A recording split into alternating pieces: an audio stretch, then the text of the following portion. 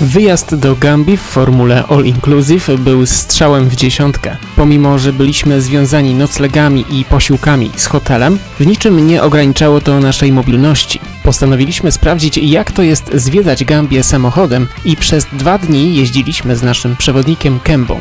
Odwiedziliśmy kilkanaście miejsc, które nas interesowały oraz te, które polecił przewodnik. Zapraszamy na przejażdżkę.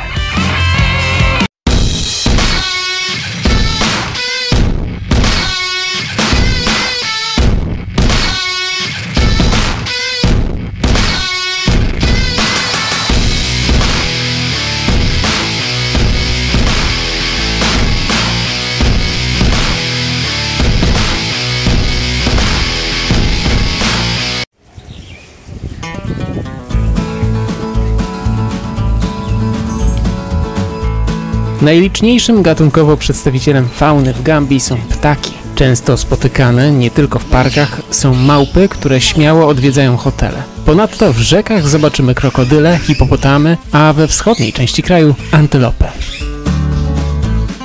Poza parkiem Bijilo warto odwiedzić rezerwat Abuko oraz park z sadzawką Kachikali. Choć wszystkie te miejsca na mapie znajdują się dość blisko, to należy pamiętać, że tylko nieliczne drogi w Gambii są asfaltowe i cieszą się dobrą jakością. Aby uniknąć przykrych niespodzianek z korkami, zwiedzanie kraju podzieliliśmy na 2 części. Pierwszego dnia odwiedziliśmy rezerwat Abuko oraz miasto Bakau, a drugiego stolicę kraju Banjul. Położony przy drodze do lotniska rezerwat Abuko zajmuje 107 hektarów i jest największą tego typu enklawą w zachodniej części kraju. Za wstęp do parku płacimy 35 dalasy. Na ścieżce przyrodniczej oglądaliśmy bogatą roślinność i nakarmiliśmy biegające na wolności małpy. Małpa, małpa. Małpa, małpa. O, i druga. Mam jakieś małpki w końcu.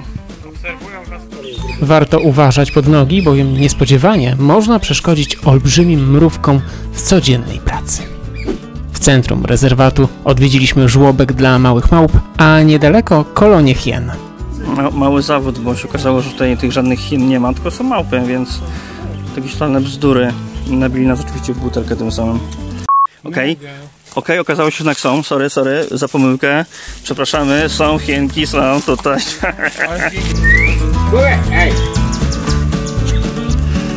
Ta hiena śpi między sympami, jak zwłoki jakieś.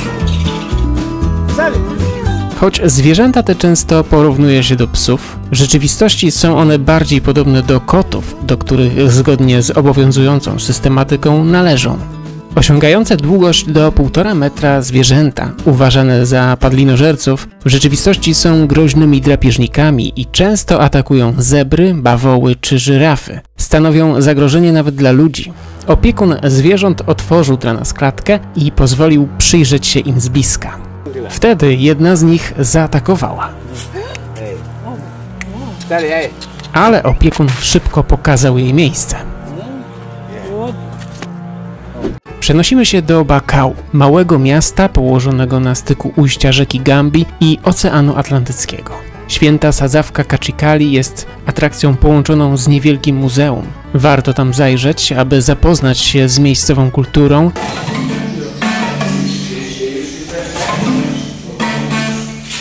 a następnie pogłaskać krokodyle przy basenie. Wracając z Kachikali, odwiedziliśmy również Craft Market w mieście Bakau, na którym można było zakupić różnego rodzaju pamiątki. Niestety sprzedawcy nie byli skłonni do negocjacji, dlatego też zrezygnowaliśmy z zakupu na rzecz marketu położonego bliżej naszego hotelu. Wróciliśmy właśnie z małego spaceru po mieście. Byliśmy na Craft Markecie, gdzie można kupić różne pamiątki. Wojtek? W tym właśnie taki naszyjnik. Piękny naszyjnik. Afryki, a bransoletka jest z muszelek. 7 muszelek przynosi szczęście. 7 muszelek na każdy dzień jedna. W sklepach są ceny ustalone. Generalnie takie same mają na tych craft marketach, ale tam się można targować i to spokojnie możecie targować połowę ceny, jeśli nie lepiej. Jak weźmiecie więcej, to sami dadzą tanio. Drugi dzień wycieczki poświęciliśmy w całości stolicy kraju. To niewielkie miasto, założone na początku XIX wieku, liczy zaledwie 35 000 mieszkańców. Przy wjeździe do miasta przywitał nas ogromny łuk. Zbudowany dla upamiętnienia zamachu stanu budynek, jedyny z ogólnodostępną windą w kraju. Na górę łuku w Banjul, żeby patrzeć panoramę miasta. Wojtek niestety musi na kucaka, bo jest tak nisko. Ja się praktycznie ocieram czapką o strop. Ale będzie chyba warto, bo widzę, że budynek fajny. Dla zwiedzających udostępniono 2 tarasy widokowe oraz wystawę etnograficzną i historyczną zaprezentowaną w formie galerii.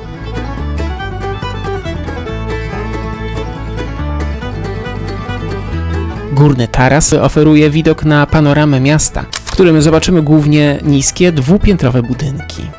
Ujście rzeki Gambi jest w tym miejscu tak szerokie, że nie widać drugiego brzegu.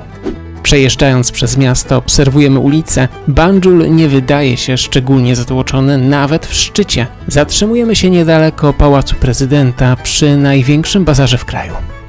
Royal Albert Market to bazar noszący imię męża królowej Wiktorii. Oprowadza nas po nim wyspecjalizowany w tym fachu przewodnik. Za swoją pomoc zostaje dodatkowo wynagrodzony. Teren bazaru został podzielony na kilka sekcji, w których można kupić produkty i usługi. Jest tu dosłownie wszystko. Stoiska nie zachęcają do odwiedzin, a towar wyłożony jest niedbale. Z uwagi na szerzącą się na świecie pandemię postanawiamy zachować szczególną ostrożność. Przewodnik prowadzi nas przez wszystkie zakamarki, ale odmawiamy wejścia m.in. do działu mięsnego. Na chwilę przerywamy wycieczkę i przechodzimy do zatoki, gdzie panuje wzmożony ruch.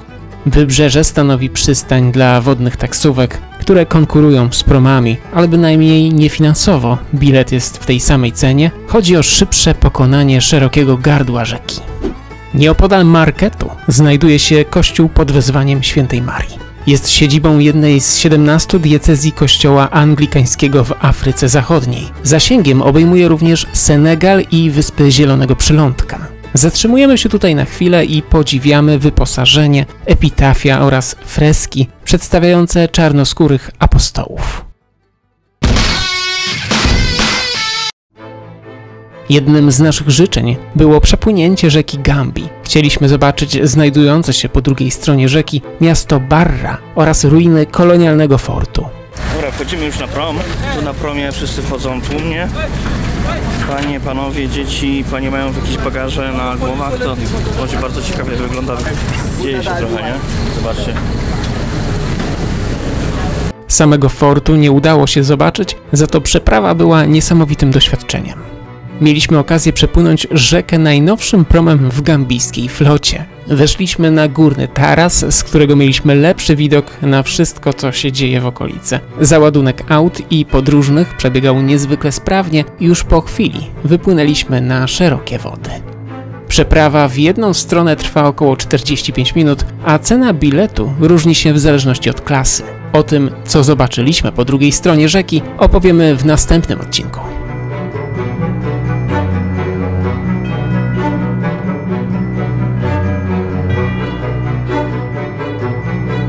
Zasubskrybujcie kanał, włączcie dzwonek, aby nie przegapić żadnego nowego filmu. Do zobaczenia!